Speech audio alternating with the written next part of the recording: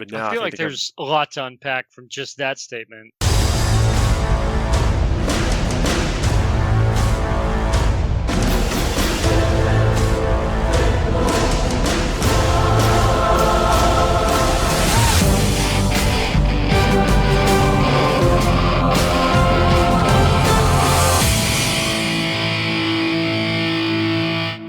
Listen up, Umi.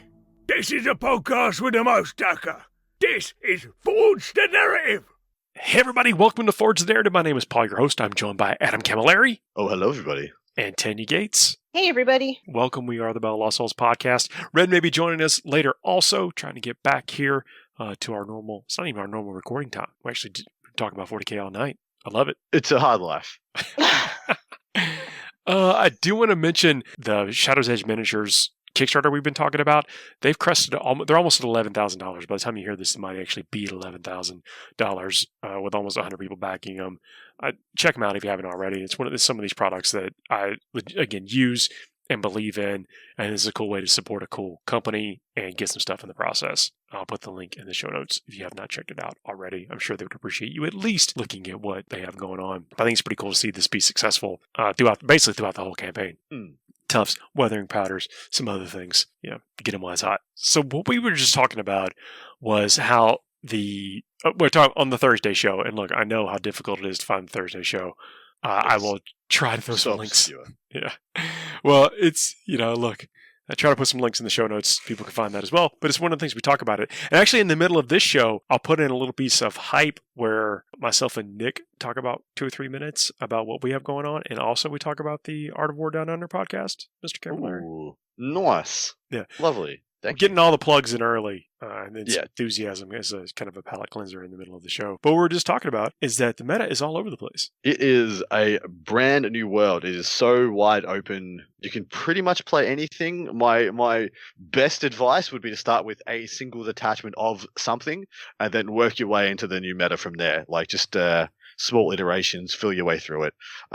It's such a big change, it's hard to know where to start. So my best advice is just pick a detachment and start. Let me define what I mean by the meta is all over the place. The meta, I know it's one of those things. It's like, talking about what's hot at tournaments or whatever. And that has something to do with it. But what has opened it up is that there's been changes to the secondaries, like fundamental changes to the secondaries in missions that of how the game is scored, which means automatically that certain units are either more or less valuable to the game state than they were, pre-Nephilim. And then there's just points changes. So certain armies that were maybe needed to be balanced are now, 400 points over 2,000.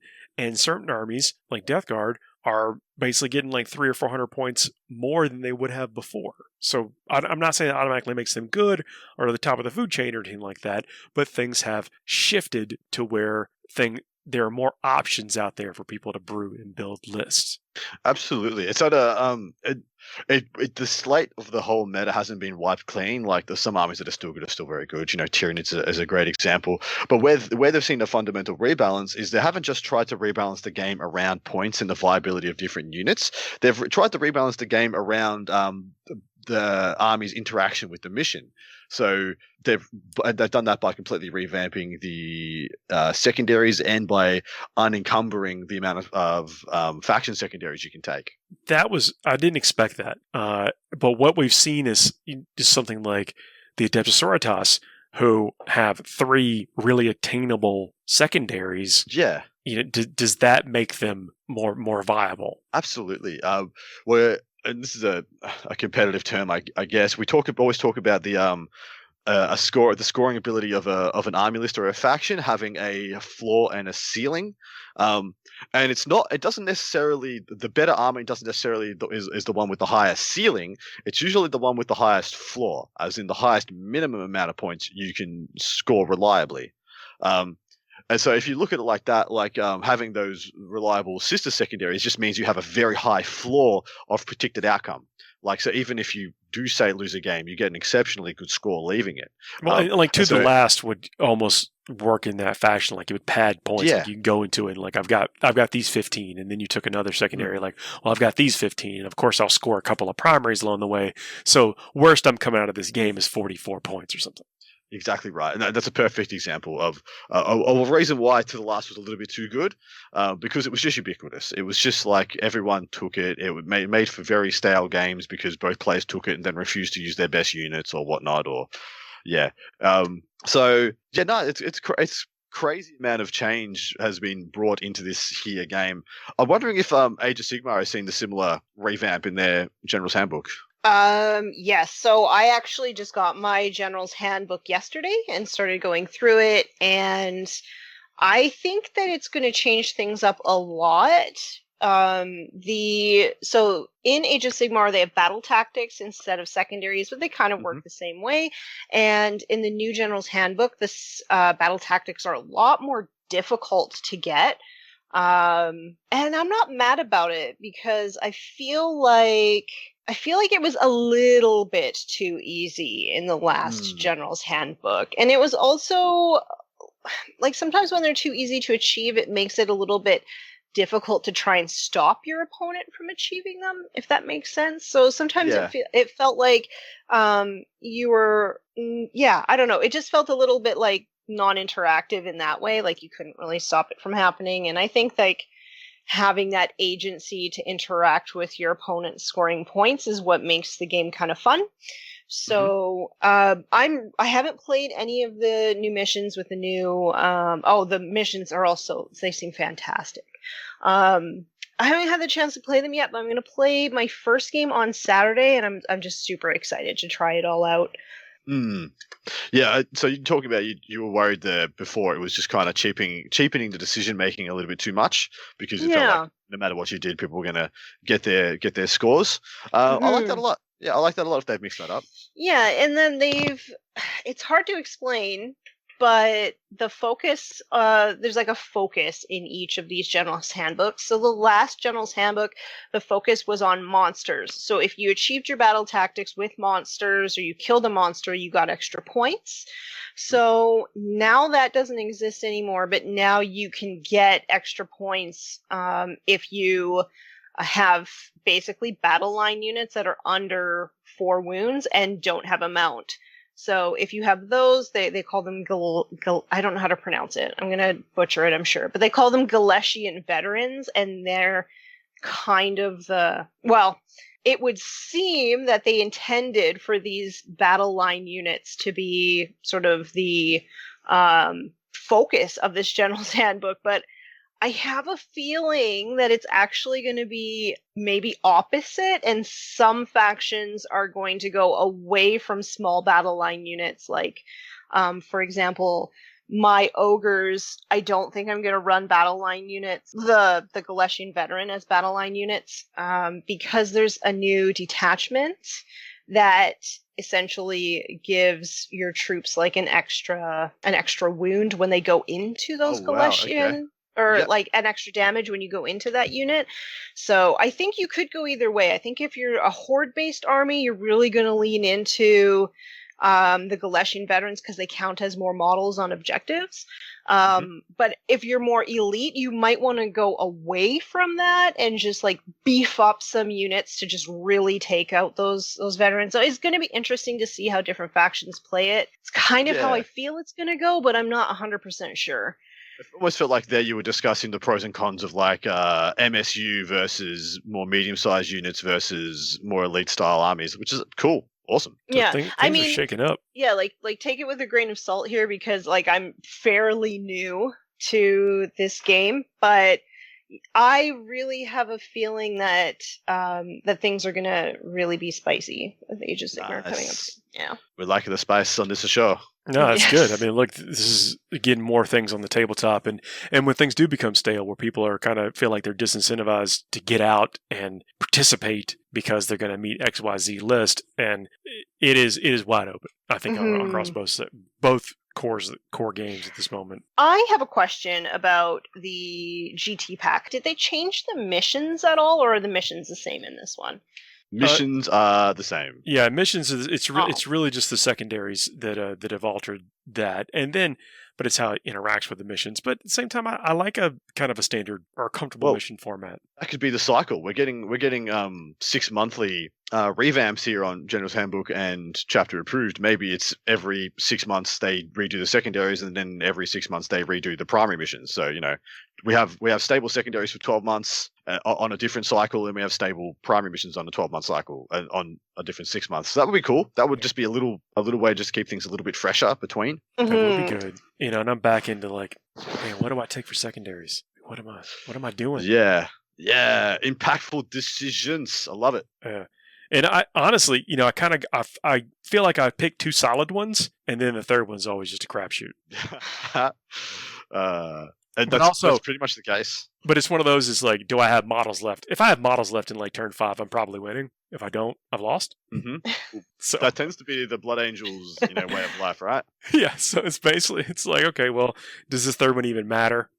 Because it's not going to be close one way or the other. Yeah, I get you. But I do like the Blood Angel secondary to where you basically just have to have more units. Well, it's not basically. You do have to have more units in your opponent's deployment zone than they have in yours. Yeah, very straightforward and very accomplishable for probably 2 or 3 turns of the game. Yeah. Well, even then, it's like you just kind of choke that side of the table to where they have to keep diverting units into it. And if they somehow don't have to do that, things have gone incredibly poorly for you. And that's what I was talking about. And you're bigger fish to fry.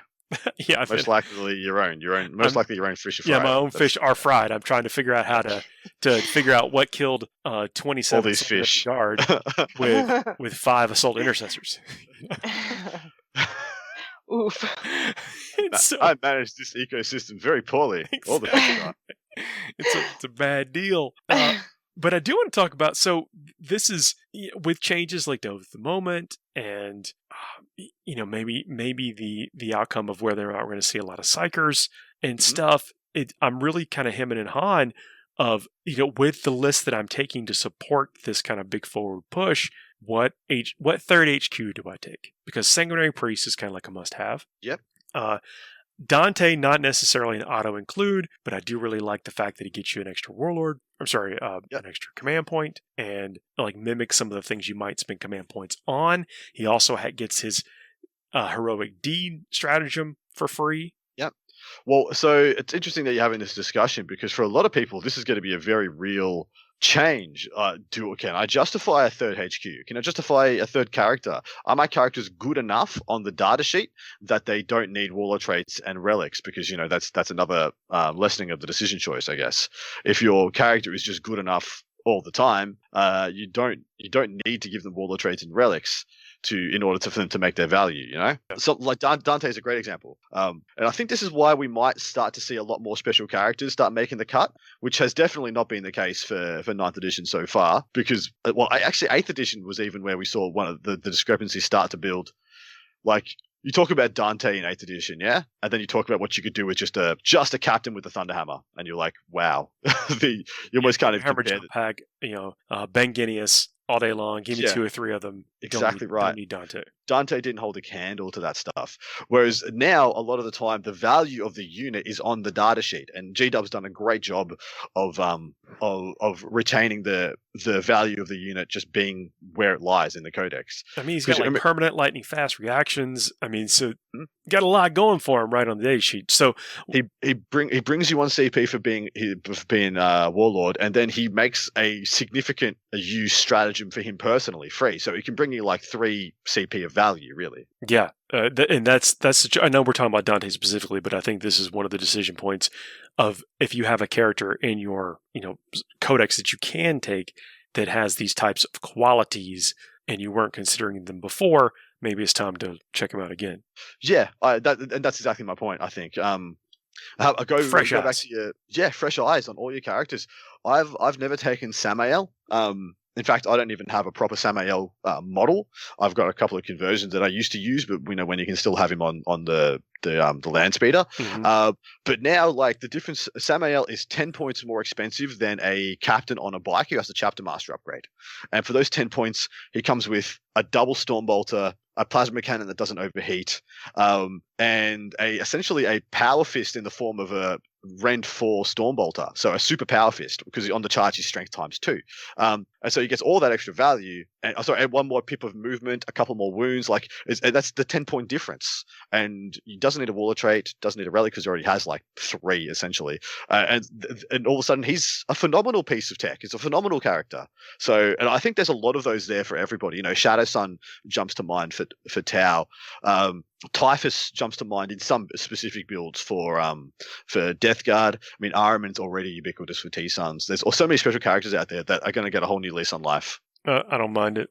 One of those situations to where we now have a scarcity issue with command points, and that is causing us to figure out how to solve that problem if it matters. I mean, there's some armies that are less thirsty for command points. Is it weird that I approached these changes with some trepidation, but now I am really excited? Did anybody else echo that, or heard any of their mates that's just like, I'm not sure about this one? We say this all the time. No one likes to be changed, period. And everyone is being changed, though. So there's some comfort in that. That is true. Yeah, there's some comfort in it to just be like, well, it's not just me, at least. But we're brewers. We are list builders, and this is an opportunity to get in there and tinker around, tool around, figure out whose tech is best. Yeah, but we're not fishermen because we let all the fish die. It's bad. We've seen how it's about controlling the pace in which the fish die. Yes. Yeah. And sometimes that goes horribly wrong. Sustainable fish farming practices is what we promote on Fortune Narrative. Oh man, I'm telling you, when you put 30 gold armored fish into a tank, you think they're going to survive, and then you end up losing them all by turn 2. What happens when you have all Adam, no red? Just get all the metaphors. But back on the list specifically, though, is that right now, because of the way, when you put a banner in there, and I'm actually going with the relic on the banner to give him the icon of the angel, which lets him reroll charges. Yep. Because I'm going over there anyway. I want to try to go over there as reliable as possible. Then, do you even need a chaplain? And then it's a question if you don't need a chaplain, should I be taking a librarian? Because it opens up a secondary option for me. If there are no good secondaries, then I have a couple of, kind of easy to achieve psychic secondaries. Yeah, I agree with that. And also, I think it's a little bit of an underrated choice for Blood Angels, the psychic secondaries, especially what's the one we do in the middle of the table? Ritual? Psychic ritual, yeah. So you want to tell me you're going to blob up 21 Sangard around a Libby in the middle of the table, and your opponent has to come within 24 to stop you? It's a bad choice. It's like the psychic interrogation too, which is the other side of that, which you have to get within 24 inches of a character, cast it on a 4. I think it's a 4 or something like that. And I know we're talking about Blood Angels and the list I'm crafting specifically, but I think this is a question for Marine players of when should you take that one librarian, and is the secondary option enough to push you to take it? Well, there's also that same question is there for a bunch of different armies at the moment. I think even Eldar might be coming to a same realization. I mean, Eldritch Storm got quite a bit of a rework, and I don't think it's where the value is now. So taking your 2-3 Farseers, especially if you're taking a single detachment, might not always be the way to go. So, and then if you only take 1 or say 2 Farseers, can you afford to have one dedicated to just getting you psychic secondary points, not casting your Jinx and your Quicken and things like that? So there is a lot of that there for people. Can you afford to do so? Do you have good enough psychic powers intrinsically that one of these is valuable? And are they valuable by themselves without a warlord trait or a relic? And if they are, can you afford to, is your game plan strong enough that you can afford to not use them to do psychic secondaries? Yeah, it's a tough call. Yeah, it's a very tough call. Yeah, huge. So I've gone to forsake that and put in the Sanguiner. I think, that's totally fine. Sanguiner's in that sweet spot. He's 150 points. Same points as a Primaris Chaplain on a bike. Yep. Comparable points to a Librarian. Mm-hmm. And he also gets some tricks. Undeniable jank. Yeah. I don't think we're at the stage of the game where you're ever going to catch anyone, out with the Sanguiner's special ability. He has an ability to heroically intervene from off the table. Yeah. So I don't know if people are aware of a certain stratagem that then ensues following that, but it's pretty impactful. You can then, basically make everyone attack him after he swoops in. Is that what you're talking about? You're talking about something else? Yeah, Angel Sacrifice. Yeah, Angel Sacrifice. Yeah. So he essentially will just flip a combat every time. Every time he comes down, he'll change you like, oh, cool, I'm going to charge his Sanguinary Guard or Death Company or whatever, and I'm going to win that combat. And then the Sanguinary comes in and says no. Yeah, swoops in and said, okay, I know that you had this big, powerful unit, but now everyone in that unit has to attack this guy that wasn't there before. And then you might not kill him. You probably will. It's true. Yeah, he's not incredibly durable. But I don't want to get too far deep into this Blood Angel tech, but it really is a choice of, like, is a chaplain required, in this day and age, if you can supplement it with characters you weren't necessarily taking before because they all gave you some other benefits? And then is a librarian an option? Things like Null Zone, if you're a Marine player, don't count it out. Yeah, for sure. And what the secondaries? How do you actually win the game once you start engaging with the opponent? Question for you, Tanya: how many secondaries are there in the General's Handbook? So we saw a bunch of generic secondaries go away in the 40k chapter approved, and now our secondary objectives are pretty minimal generic wise, but there is just an absolute godload of them available to for the faction ones. Sorry, because it used to be Yeah, I think that there's like 8 or 9 generic ones, something like that. You can only pick each one once per turn. Sorry, once per game. So I think there's about 8 or 9. They are a lot more difficult to actually get. And then if you have a 3rd edition codex, you'll have a few in there as well. From what I've seen, the majority of them are just very like narrative and fluffy, and you're probably going to be sticking to the ones in the General's Handbook anyway. But yeah, there's definitely not as many to choose from as there are in 40k, but I think like in general, almost all factions can do most of them. Mm-hmm. So I'm not sure that I don't think we need as many, to be honest, if that makes sense. Yeah. Who needs them? Points overrated. Well, I mean, that's what we got to be asking ourselves, though, is like, how do we like? It's cool to have the complexity of the list and the points changes. Which, by the way, that's not sarcasm. It is cool to have to have another opportunity to go back in the box and the think tank and figure out what to take. But now we're also talking about like how to get more than 50 points in a game. True. I mean, well, if there is this rabbit hole goes as deep as you want to go. You could even go to the rabbit hole and just be like, well, what armies is my faction weak against, or what armies are going to be really good in the new game? Do I predict? And then be like, look at their best secondary options, and then be like, okay, so they're gonna, on average, they will get 65 points. Without doing nothing, just standing there in the breeze, they'll get 65 points. So my plan needs to be at least worth 66 points. That's a good way of thinking about it. That you can go that deep with this if you really want to, and by all means, you do not have to. So it's not like reading the first half of the secondary and know there's more words there. Be like, I'll just figure it out when the game starts. That's not the best way of doing it. No, not always. Oh darn, that's what I was doing wrong. Whoops. Yeah, I mean, I won't say anything bad about Age of Sigmar, but 40k is only getting deeper. Scoring wise and stuff like that. I think our lists are getting more homogenous. Like, the fact that a lot of the soup and a lot of the allies choices that are factors that make it very hard for Games Workshop to balance this game are starting to be wholly de-incentivized.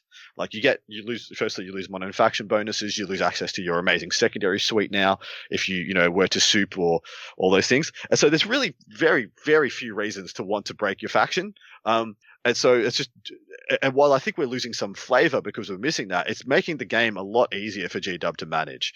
Remember it was a couple of months ago, I was just like, I really don't envy Games Workshop in their role. I know us, all the armchair generals, sit back and be like, I could balance this better. Blah, blah, blah, Give me 10 minutes and a napkin. Yeah, exactly right. And then you realize that there's 22 factions and each faction has like somewhere between 15 and 90 different units, and all those units have different war gear options, and you're like, yeah, why did I think I could do this? And then all those armies have different stratagems and war traits and relics and psychic powers and litanies and secondaries, and you're like, yeah, okay, I'm okay if they take away some factors. I'm okay to play using air quotes here, the competitive matched play game in a defined sandbox. If that means that it's easy for GW to get the game into a place where everyone's got a chance. Yeah. I feel like we're kind of close. I don't know if ultimately we'll look back and say that the command point hit helped us, on the fun side. But once we start playing the games, it might be what it is. I mean, you got to get a lot pickier and choosier, and things that could be done every turn of the game might not get done every turn of the game. Yeah. So when you guys think about a game of 40k or Age of Sigmar or whatever game you play, do you know which is your favorite part of the game? I talk to some people and I know, but do you have a specific turn? Like top of turn 2, when I go first as Blood Angels, I'm in my prime because that's the go turn. That's the send them all in turn. Whereas for me, my favorite turns are the turns 4 and turns 5. Usually turn 5. If I can get to turn 5 and the game is still in the balance, and my decisions and my opponent's decisions, my spending of command points, every phase is going to matter, helps determine, changes who wins and who loses that game. That is the peak enjoyment that I get from 40k. It's or right any game before for that matter. We rolled to see who goes first. Well, for some people, I know mates who are deep analysts of the game, and their funnest part is in list creation. They love designing lists, crafting thematic lists that speak to them in the way they want to play the game, and trying to get the nuts over their opponent or their rival because they take this piece or that piece or that piece or whatever. I really dig that mode too. Is like when you show up and you anticipate what the meta is going to be, and you've got just that perfect counter, and you hit it just plumb. It's so good. And then it lines up to where you actually get to play what you were planning on facing. Yeah. It doesn't always work out that way. Sometimes you have the perfect answer to the questions that were never asked on that day. Yes. Perfect example. I went to a 100 player event a couple of weeks ago, and I teched my list specifically to have a good matchup into Eldar, and an okay match into Tyranids, and that meant that no matter what, I had an awful matchup into Tau. Guess what? I beat Harlequins, I beat Drakari, got smashed, beat Tyranids, annihilated by Tau. 2 out of 3, hey? I'll call that a success.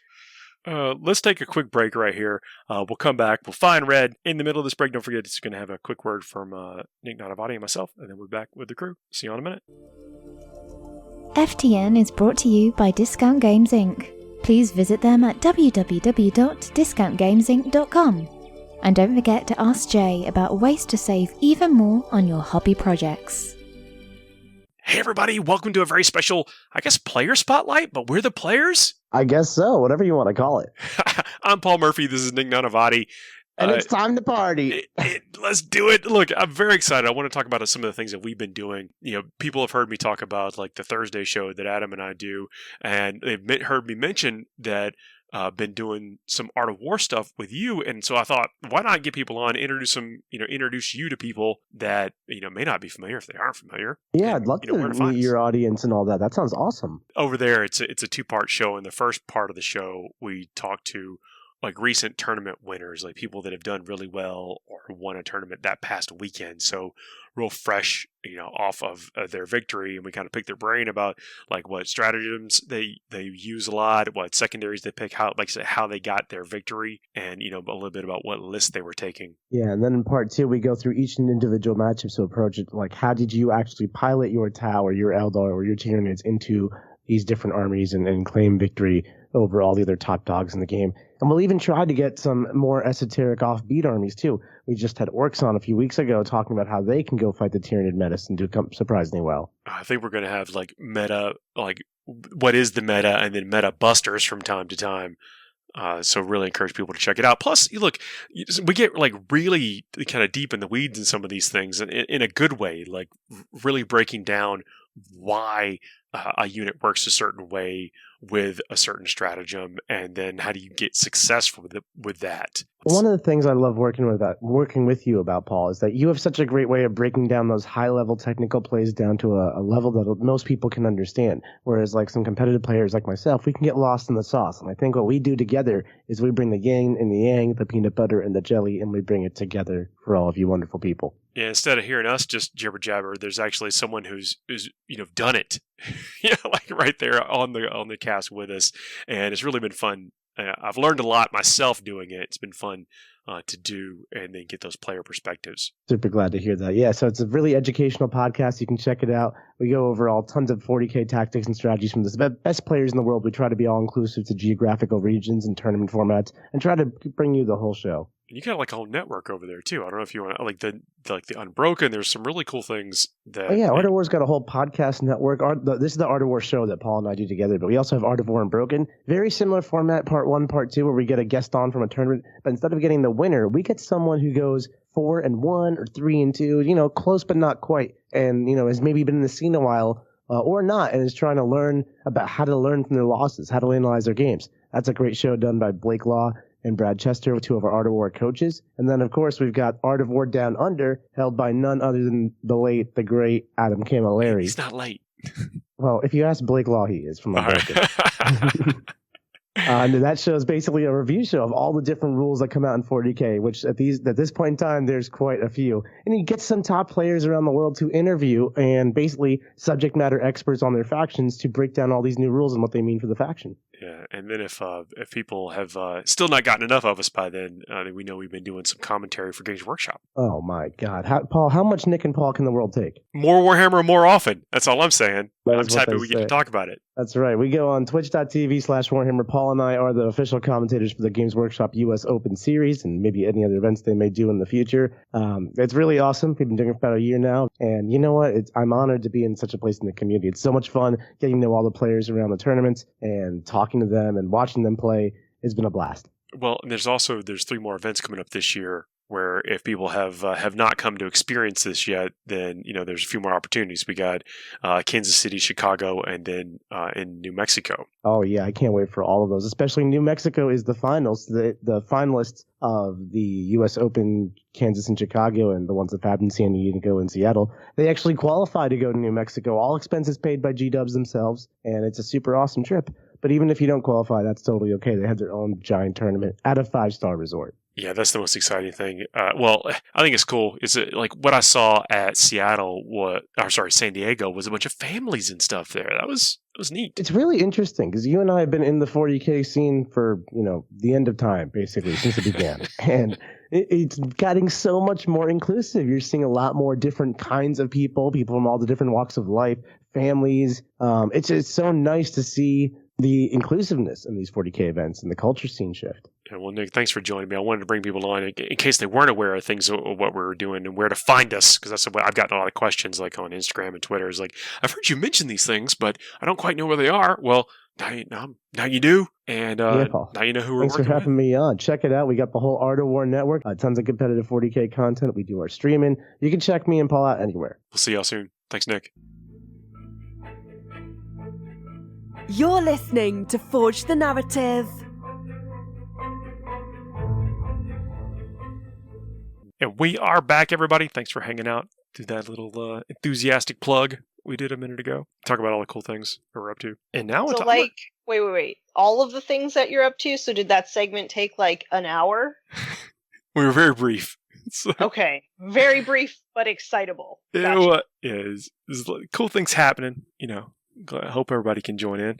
And some of the live stuff, too. So that's what we're talking about. But I want to talk about Necrons. And while we got Red here. Snap. I know. No, Red, you've been our resident, you're our resident Khorne and Drukhari and Necron expert. And it's been a bit since we've been able to talk about Necrons. But now I feel like there's a lot to unpack from just that statement. Well, I think Necron's going to be like top of everybody's mind. If not this week, it'll be next week. They should be. I mean, really, when you consider that they took progressively over time, it's like, I mean, the Necrons might consider it like overclocking for themselves, but really it's just, okay, here are all these cool rules that you impose upon the Necrons to make it right. Because the reason for rules is really, especially in this kind of setup in the game, you're trying to help engineer the system that makes you feel like you're playing Necrons to a certain extent. It's restrictions based upon the traits of the army, right? You're not arbitrarily prevented from doing something simply because, it's a rule of the game, but more so because it's the army and what it's supposed to do and how it's supposed to do it and those kinds of things. And so when Necrons released years ago at this point with the release of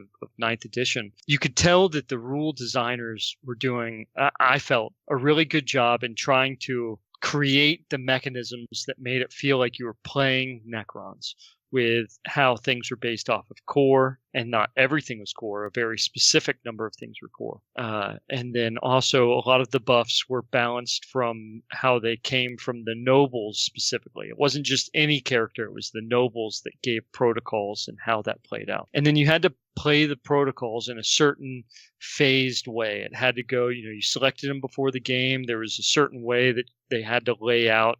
And then as they play out, you had to choose this or that, and how it went through your army phase, turn by turn by turn. It was very cool. It very much felt like you were playing Necrons, which were this robotic entity that had this programming that was set up, and that it was all reliant on these characters who actually had more than just the mindless robot thing going on. They were these special characters whose personalities actually like enhanced the drones around them, which was really in the Necron feel. Unfortunately, at the same time, there was this other branch, we'll say the second approach to Ninth Edition, where you had this army that literally 85% of it was core, and it gained all the benefits, and it actually had something that with just one model, one individual character model, made the entire army almost as durable as the Necrons for other reasons, which was the apothecary, by the way. And we're talking about Space Marines. And I'm caught up now, thanks. Yep, no problem. And so you could see where it's very clear that GW had these two approaches, and they very much went with the second approach for the additional armies as they built. And as it continued to come out, core was not nearly as restrictive for any other army as it was for Necrons. And of course that changed with the first data slate, where so many things suddenly became core. And then even it's just continued to progress. It's like, in my opinion, the Necrons we went from Necrons to Super Saiyan Necrons to Super Saiyan 2 Necrons. Like, yes. We have really gone to the next level, right? Like, we can now defeat Perfect Cell, in my opinion. You have torn me down so many times for mentioning stuff like Dragon Ball Z. I'm not going to let you get away with it and just be like, I'm gonna call Adam a nerd and all this crap when he quotes anime and other dumb pop culture crap. And then here you are doing it perfectly, hidden all the time in plain sight. You big old DBZ nerd. That's how I get you. I was just like, have we just talked for 5 minutes to just basically tell everybody to put Silent King in the list and call it a day? Dang, man. I tell you what, I mean, for 400 points, if we hadn't already talked about Abaddon being 300 points, he may be an auto include in every Chaos list, but the Silent King at 400 points for what he is now, with the fact that he's a vehicle and now all Necron vehicles are core, which means that he gives himself his buffs and everything else buffs on top of that, and so on and so forth, because so many of the Necron things are oriented at core units. It is a massive, crazy, awesome change that I can't say that I'm not going to take him here in the near future, Paul. Totally agree. And despite your sass, I totally agree. I love where Necrons are at, man. Look, it's an achievement. If you've bought a Silent King, you've assembled and you've painted a Silent King, then it is your reward to play him as often as possible. That's right. So what does a modern day Necron list look like? And I say modern day is like, again, been a lot of changes, been a lot of core. Is like an archetype when you're basically starting, like we said, every Chaos list will essentially be 1,700 points plus Abaddon. Every Necron list is 1,600 points plus the Silent King. How are you spending those 1,600 points? So, there's a big thing to this where, and I hadn't really mentioned it, but the cool thing about protocols before was that it felt like you were playing Necrons through the protocols in certain ways. Like, that was a flavor piece, a mechanism they added, and I thought they did it very well. They did in the reverse engineering part of this, of releasing the restrictions of protocols, where now every turn you simply choose what protocol you want, given what dynastic trait you have is massive. Because now you can choose, okay, well, I'm Mefrit, so I'm just going to choose the protocol of the whichever one is specific to Mefrit. I think it has something to do with voids and stars or whatever. I mean, you take that because Mefrit gets both benefits, and you just do that every turn from here on out. And that means that you're always playing in Mefrit's best protocol, which is huge. I mean, it really puts, and that's the crazy thing, is that when you talk about, like, so here's the quote unquote meta build of Necrons, there, I would argue right now there is not. Because the ability to actually access those protocols in such a way, whereas before, we talk about, like, there's the Nefrek, the Mefrit, the Novok, so on and so forth, the Satek.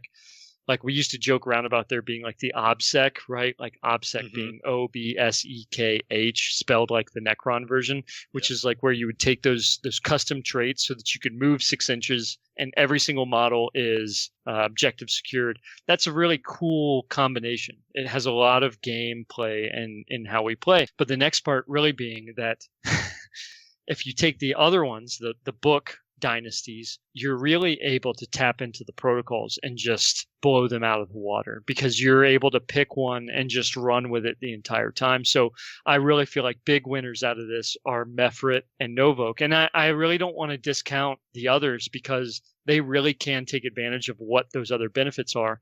The Nefrek one, right, is the ability to move further, but also be able to shoot and conduct actions. And so you can't discount the ability to conduct actions while also doing everything else you want to do. That's huge. The ability for Nihilok to be able to be more defensive as well as conduct Overwatch with a better rate or set it to defend so it hits better in combat. There's just a whole thing to what it does for that. And having that bonus to, if it hadn't moved, giving it an additional add to cover or to its armor save, kind of like almost like a mini armor of contempt. So it's not fair to just immediately discount those. But when you look at Novok and Mefrit, the Novok being the melee oriented build and Mefrit being the ranged build, those two things really spice up Necrons into the next level, in my opinion. Totally agree. I think because I'm right in saying that you get Hungry Void on Novok all game now, yeah? So the whole Correct. army is just extra rend on 6s and +1 strength. That's and right. You're telling me you get that in addition to the pluses to advance and charge and all the other Novok bits. It's just like they got a super doctrine essentially, and it's Exactly. it's fantastic. I think it's a really elegant change by G-Dub and one that totally supercharges at least Super Saiyan 2. Super Saiyan 3, some crazy hair might be coming in the future. I don't know the levels of the Saiyans that you're referring to. Yes, you do. Don't lie. I don't. But anyways, it's okay. If you want to act like you don't, like, we got it. We get it. You got to play to the whole audience. I'll be real with you. I tuned in for the Spirit Ball episode, and I'm like, I got to see this out. 13 episodes later. Okay. 4 episodes later, when he fired the Spirit Ball and then nothing happened, I turned it off and never looked back. And I have to correct you for posterity's sake. It's a spirit bomb, not a spirit ball. Yeah. Okay. Ball. But anyways, okay, bomb. Come on now. Okay, Anyway. but like half the episodes are just a recap of what happened before, so. Well, that's why we watch it all on streaming, so you can just skip through that, Tanny. Okay. And we're still watching it now. It's not like we just watched it with our kids. Okay. Well, I only watch Dragon Ball Abridged now if I'm going to watch it. It's so funny. I love that. All right. Are Necrons contenders now?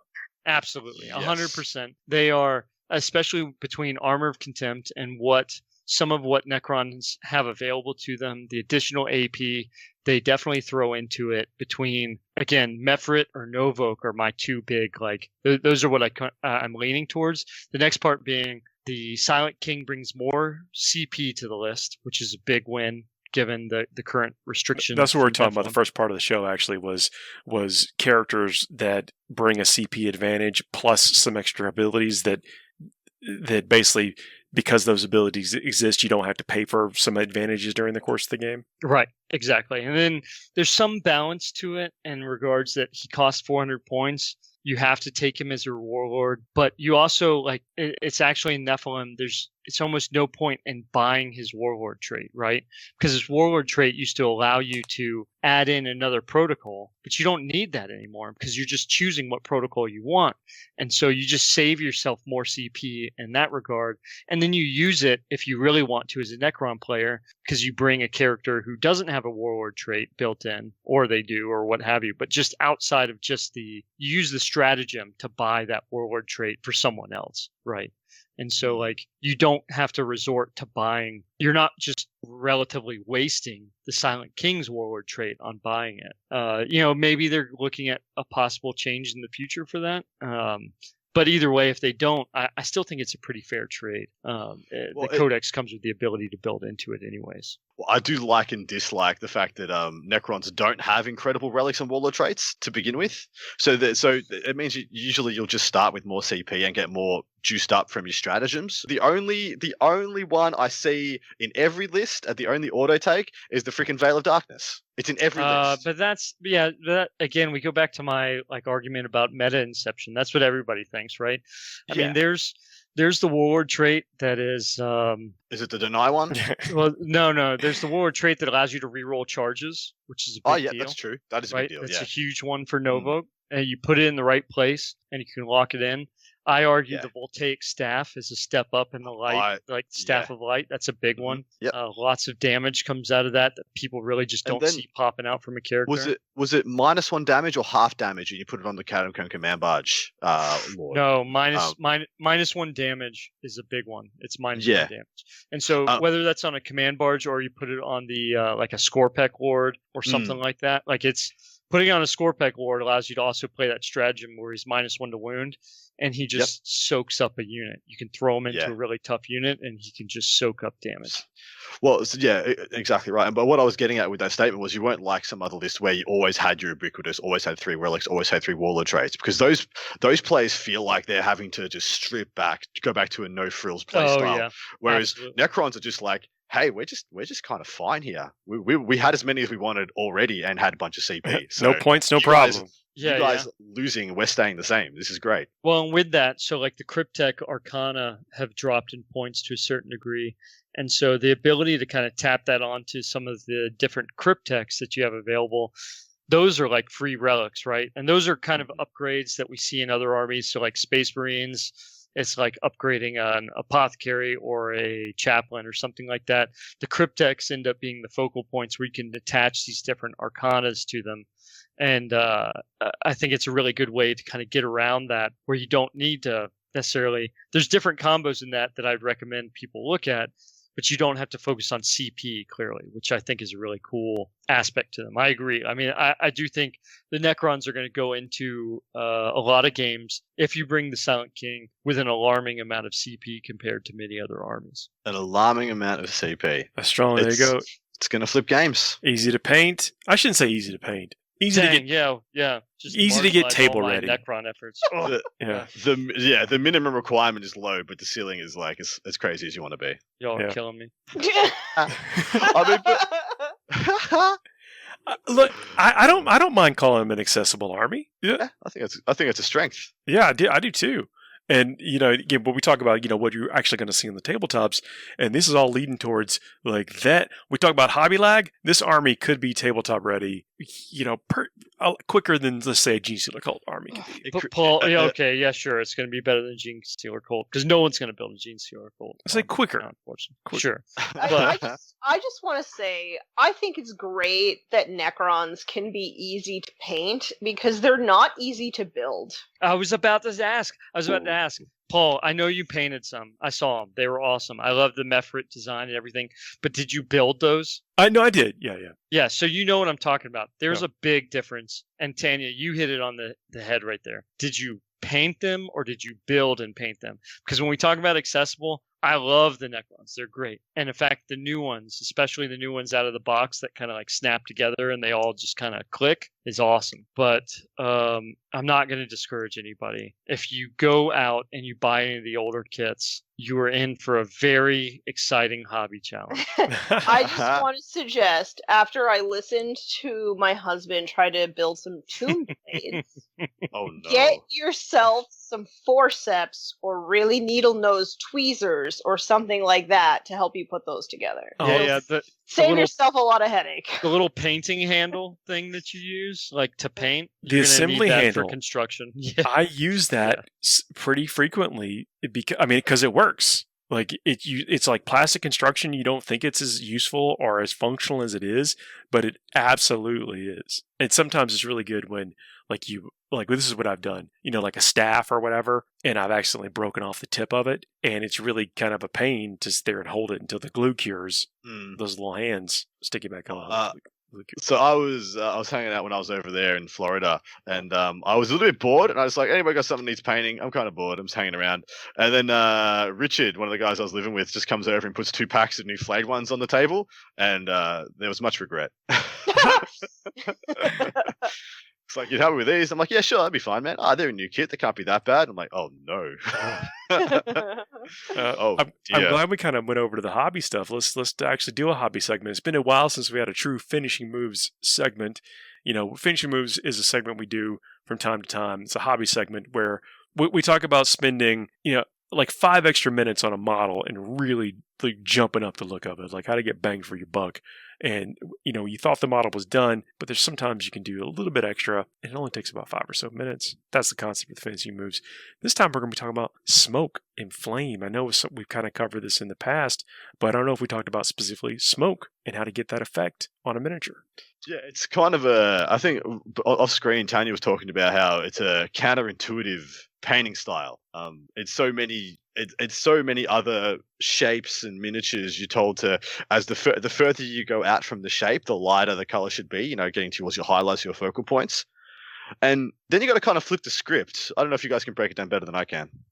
I can remember the very first time that I tried to paint smoke. It was actually on Boba Fett for Star Wars Legion. I was painting it for a friend, and very dynamic model, but his jetpack had these little smoke kind of details on the back, and I kept painting them like how I painted the model, like you've got your darker base coat and then a wash, and then you layer highlight or dry brush up the brighter colors. And I was like, why does this not look right? Like, this looks really, really bad. So then it doesn't look natural to the eyes, is what you probably, yeah. Yeah. So I'm not the kind of person that goes to a tutorial, because apparently I just like to do it the hard way. So I actually went to some reference photos, and then I noticed that on the inside of both flames and smoke, the inside is lighter than the outside. So as you get farther away from the source of the smoke or the fire, it gets actually darker. So on that Boba Fett, I painted those details white, and then I just dry brushed on a couple layers of gray, like one light gray and then a darker gray. And it looked so good, and it looked so real, and I was quite proud of myself. Gave myself a little pat on the back for that one. Nice. Yeah. With this type of effect, it gets darker as you move away from the source. Mm-hmm. And so you kind of think like the same thing. Well, I'm going to paint this model the exact same up. I'm going to put my my final dry brush of white, whatever, across the whole thing or whatever. And that is it's the opposite. Now look, when we're painting space miniatures, or fantasy stuff or whatever, you can do it however you want. But if you want to go natural, and even if you're doing what's that orc shaman that has the tiki head on the top of a staff, or I can't remember the name of the model, but it's a Sigmar model that I've co-opted into Warhammer 40k for our weird boy. He's in the Bone Splitters, right? It's Iron Jaws, I think, is the one you're talking about. I think it's the Iron Jaws one, yeah. Billowing smoke out of that thing, and I painted that smoke purple. Same concept applies. Whatever color you're choosing to go with it, for it to look a little bit more realistic, even though it's space smoke, it'd be darker on the outside. Mm-hmm. With my Night Haunt, there's actually quite a bit of spooky, ghostly smoke. There's lots of candles and candelabras and things like that. And for all of the smoke on them, I'm doing the same thing, except I'm starting off with white, and then I'm going up the gradients till I get to rust gray. So it's kind of like a blue-gray kind of thing, but it's the exact same. You start with the light, and then you slowly build up the colors till you get to the shade that you want.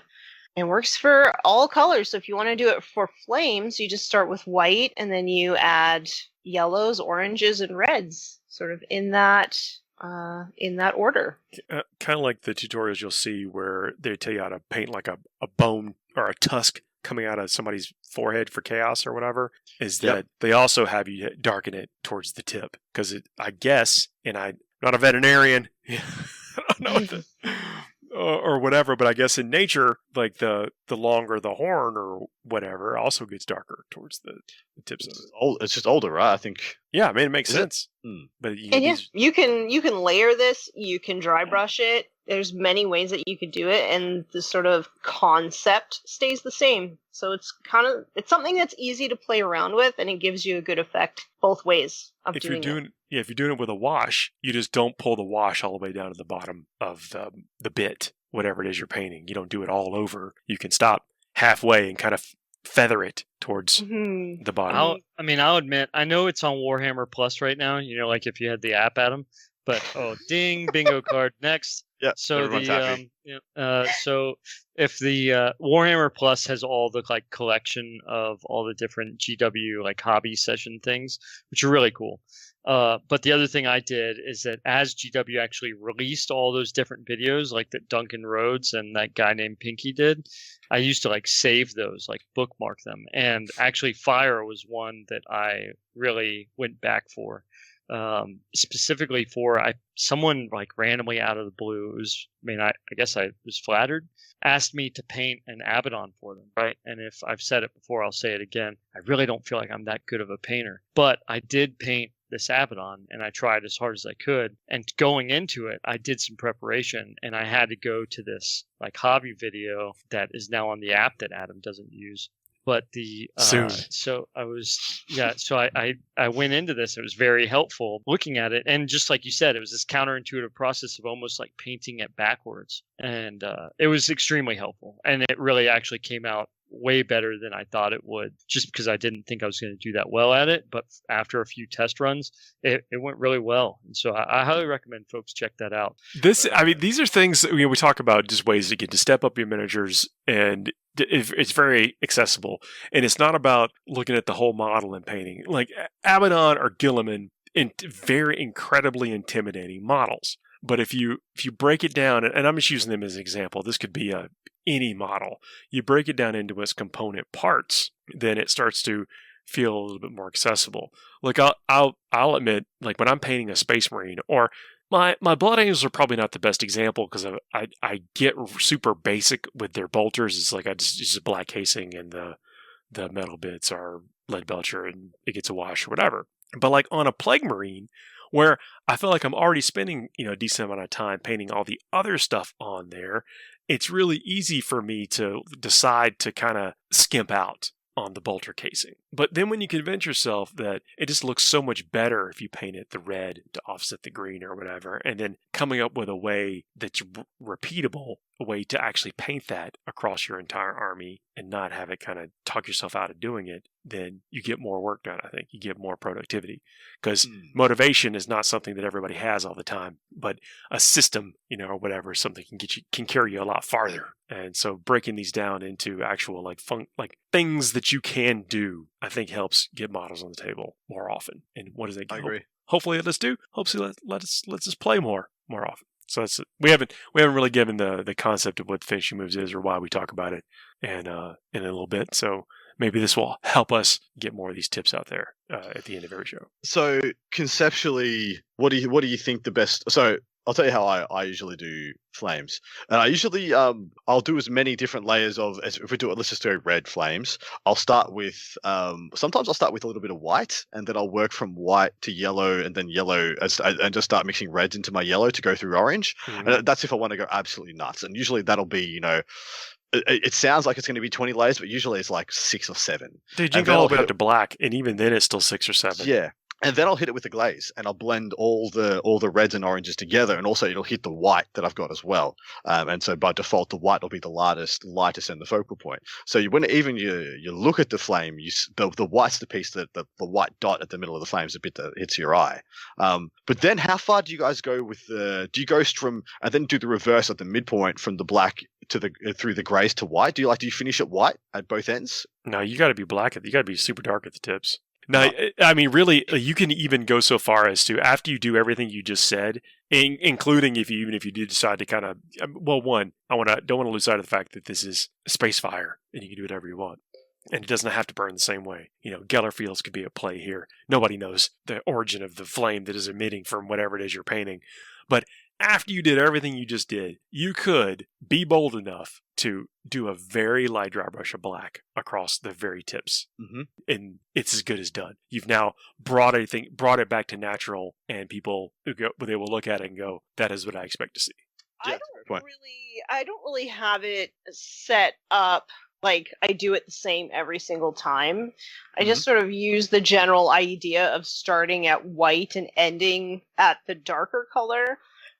So sometimes I'll dry brush, sometimes I will glaze, and sometimes I do different colors. But the way that I look at it is not every flame, even if it's like just a regular orange flame, not every flame is going to burn the same way. Like, sometimes it'll be more hot, so it'll burn more white. Sometimes it'll be more cool, it'll burn more red. So I think that you really have a lot of license to make an artistic statement with flame, right? To choose an ending color that sort of complements what you have going on. I think flame is very fun to play with in that way. I like what you brought up there is making it, because this element on the model, you are trying to add some contrast, or it's an opportunity to add some contrast, a point of interest or focus for the thing. And same color theory applies. Like if you got a green model, red flame, but if you got a red model, not red flame. And flames burn all sorts of colors, right? Like, I believe it's the carbon in whatever we burn on our planet that makes flames red. Whoa, science.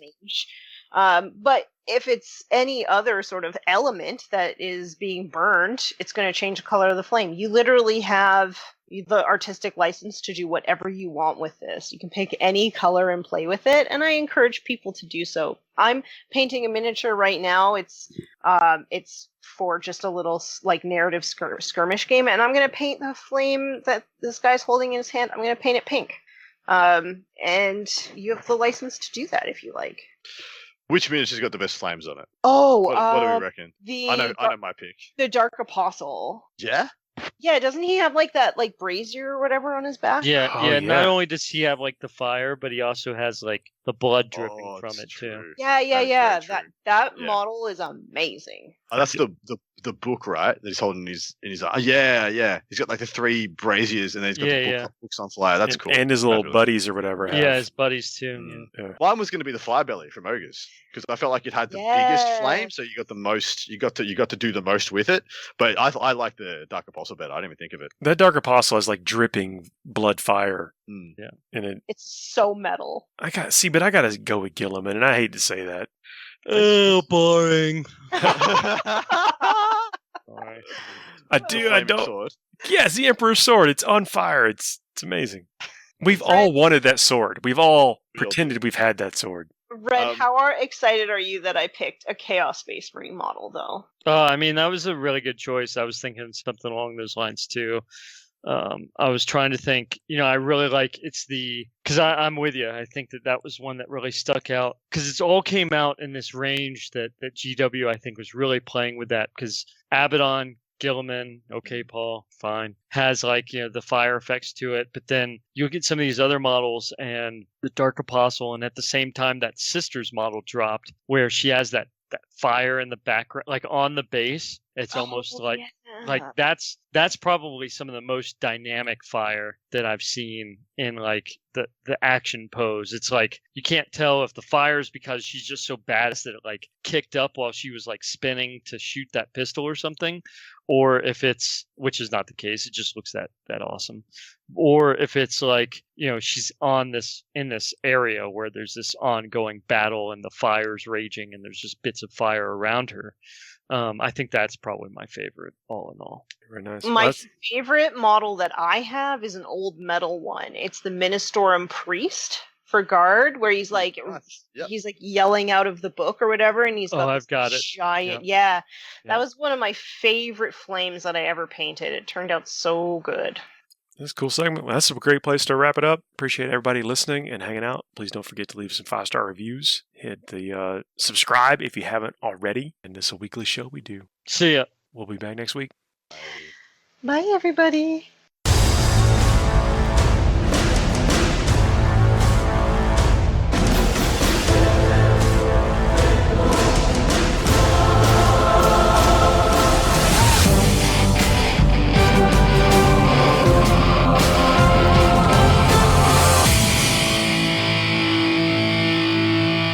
I don't know what they said, but I already subscribed. You better do it too.